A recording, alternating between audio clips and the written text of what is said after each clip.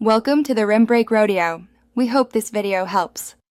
Start by selecting the row that contains your heading so you can format it consistently. Select the row with your heading and increase the font to 16 points for clarity.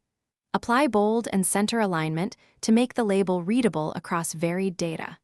Use freeze panes on the View tab to lock the top row when scrolling through large sheets.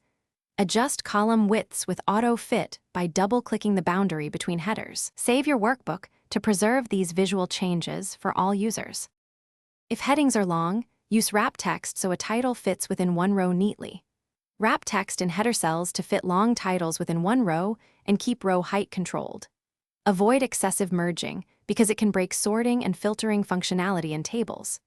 Merge and center sparingly when a heading must span multiple columns for presentation. For printed sheets, use 1-inch top margin and set print titles on the Page Layout tab for headers on every page. Convert your range to an Excel table so headers remain consistent when adding or removing rows. Convert your range to a table to keep filters and headers consistent across inserted rows.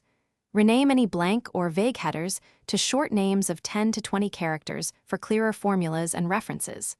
Lock the header row cells and enable sheet protection to avoid accidental edits while leaving data editable.